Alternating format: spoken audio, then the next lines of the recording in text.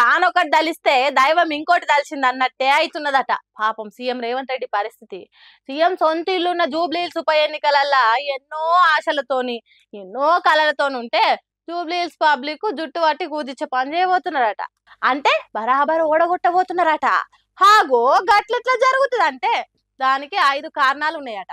ఒకటి, కాంగ్రెస్ పార్టీ ఎన్నికల ముందు చెప్పిన 6 గ్యారెంటీలు అవి ఇప్పుడు అమాస చీకట్ల దయ్యం ఎంటబడి ధర్మినట్టు సీఎం రేవంత్ రెడ్డిని ధర్ముతున్నాయి. 2500 లెవ్వు, ఆసర పింఛన్లు పెంచలేదు, తులం బంగారం లేదు, గ్యాస్ సబ్సిడీ గంగల కలిసింది. ఇక రెండోది, మాగంటి సునీత అంటే అయ్యో పాపం అనే సానుభూతి మస్తు పనిచేస్తున్నదట. కాంగ్రెస్ పార్టీ సెంటిమెంట్ కావాలన్నా డెవలప్మెంట్ కావాలన్నా అని ఎన్ని చెప్పినా పబ్లిక్ ఆల్రెడీ డిసైడ్ అయినరట. ఇక మూడో కారణము, సాయబన్నల ఓట్లు. ఎంఐఎం పార్టీ ఓట్లు సగానికి ఎక్కువ బీఆర్ఎస్ పార్టీకి పడతాయట.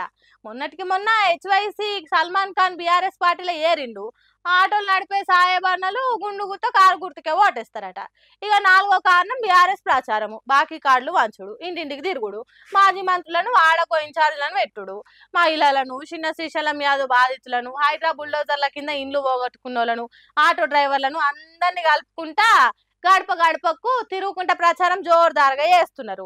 ఓ దిక్కు కేటీఆర్, ఇంకో దిక్కు హరీష్ రావులు మాటల తూటాలు వేల్చి రేవంత్ రెడ్డి మోసాలని చెప్తున్నారు. ఇక 5వ పాయింట్, బీజేపీ పార్టీ ఓట్లు చీల్చి బీఆర్ఎస్ పార్టీ గెలుపుకు సాయం చేస్తుంది. రాష్ట్రంలో కాంగ్రెస్, దేశంలో బీజేపీ పార్టీ లేనుకుంటా జూబ్లీహిల్స్ పబ్లిక్ చేసింది ఏం లేదు కాబట్టి 2 ప్రభుత్వాల మీద ఉన్న కోపం బీఆర్ఎస్ పార్టీకి కలిసి వస్తాయి. పబ్లిక్ కూడా ఇదే మంచి అదని కాబట్టి గట్టి దెబ్బ కొట్టాలని చూస్తున్నారట. కాబట్టి కారు గుర్తు జెండా జూబ్లీహిల్స్ ఎన్నికలలో ఎగురుడు ఖాయం అంటున్నారు బాగా లోతుగా ఆలోచన చేసేటోళ్ళు. ఇగో చూడాలి మరి ఏం జరుగుతుందో.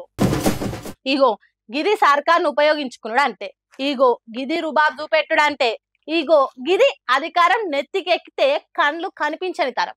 మరి లేకుంటే ఏంది చెప్పుండ్రి. ఎన్నికల ప్రచారం చేయొద్దని ఎవ్వరన్నారు, కానీ పబ్లిక్ ను పనులు చేసుకొని ఇవ్వకుండా ఇట్లా ఇబ్బంది పెట్టుడే మంచిగా లేదు. ఏమన్నా అంటే అధికారంలో ఉన్నది కాంగ్రెస్ పార్టీ కాబట్టి ఎవరు మమ్మల్ని అడగొద్దు, ధైర్యం చేసి ఎవరన్నా అడిగితే పోలీస్ కేసులు పెట్టి కోట్ల పాలు చేస్తాం అన్నట్టు నడి రోడ్డు మీద ప్రెస్ మీట్ పెట్టిండు మంత్రి కోమటిరెడ్డి వెంకటరెడ్డి. అసలే అది హైదరాబాద్ పట్టణం, చిన్న యాక్సిడెంట్ జరిగినా ఫుల్ ట్రాఫిక్ జామ్ అవుతుంది. అసోంటిది గంటల కొద్ది ప్రచారం పేరుతోని నడి రోడ్డు మీద ప్రెస్ మీట్ పెడితే ఎంత ట్రాఫిక్ జామ్ కావాలి ఏం కథ.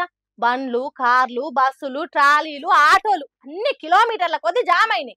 ఆరం ఎంత కొట్టినా అడ్డం దొలగరు. సందులో నుంచి పోదామని చూసినా సైడ్ ఇయ్యరు. విలేకరులతో మాట్లాడటానికి వీలే దొరకలేదా కాంగ్రెస్ పార్టీ మంత్రి గారికి? ఇదేం పద్ధతి అన్నట్టు తిట్టిండ్రట.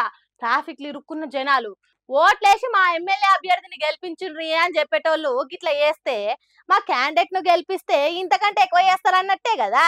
కాంగ్రెస్ పార్టీకి పబ్లిక్ వాడే తిప్పలతోని పని లేదన్నట్టే కదా. అర్ధ గంటకి ఎక్కువ ట్రాఫిక్ జామ్ లో విలేకరులతో మాట్లాడినందుకు పొట్టు పొట్టు తిడుతున్నారట తిప్పల పడ్డ జనాలు.